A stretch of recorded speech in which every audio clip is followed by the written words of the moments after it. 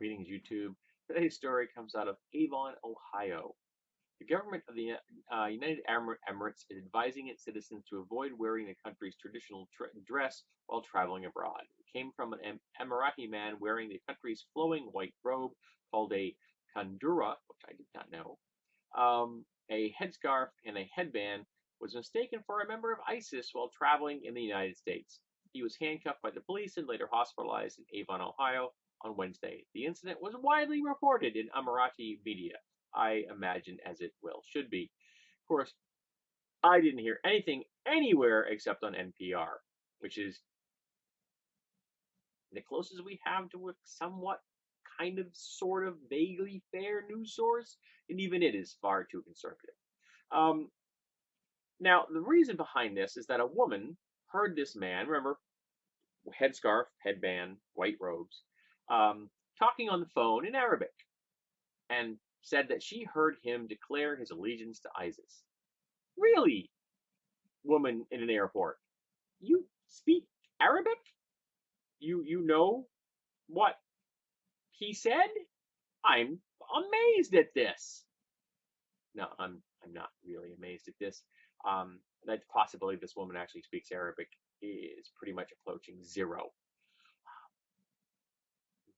But she thought she heard it. Why? Because her predisposition, her prejudices, would lead her to believe that someone dressed like this would be swearing allegiance to ISIS in public on a phone while dressed in his traditional national garb. Well, with that kind of a clever ruse, we can well imagine why ISIL is doing so well in the world. Now, people may ask, why do I tend to say ISIL as opposed to ISIS? There's a number of reasons. One, ISIL is more accurate than ISIS. Um, Neither of those abbreviations, one's an acronym and one's is an abbreviation, um, really matter at all because they've got nothing to do with the Arabic words that they use for themselves. I believe that Daesh is the closest that the Arabic world uses to refer to those terrorist groups, that terrorist group rather. I don't remember. I mean, they call themselves the Islamic State. They're not, but that's not what those are not the words they use. So it doesn't really matter what the English speaking world really calls them as long as we all know what we're talking about. And lastly, Isis is an actual god or goddess, and I hate the fact that she gets associated with a terrorist group. So I tend to say ISIL. I do not want people associating the goddess Isis with a terrorist group. That's just me.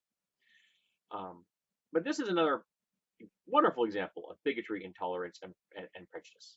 A woman saw somebody in this garb, heard him speaking Arabic. He must be swearing allegiance to ISIL, and then called the police.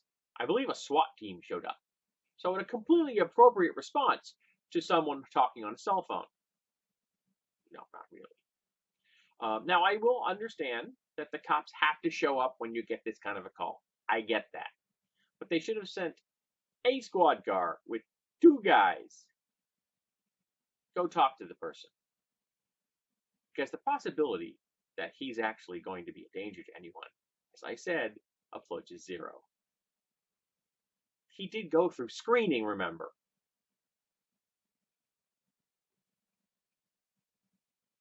I'm tired of the bigots in America.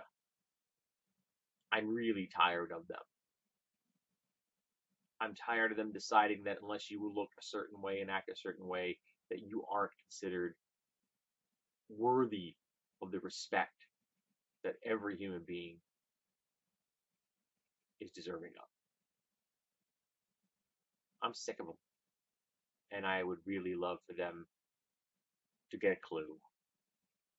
But that would require them to stop being so afraid, to gain some knowledge, to expand their worldview, to come to adopt compassion, empathy, sympathy for the people in the world around them.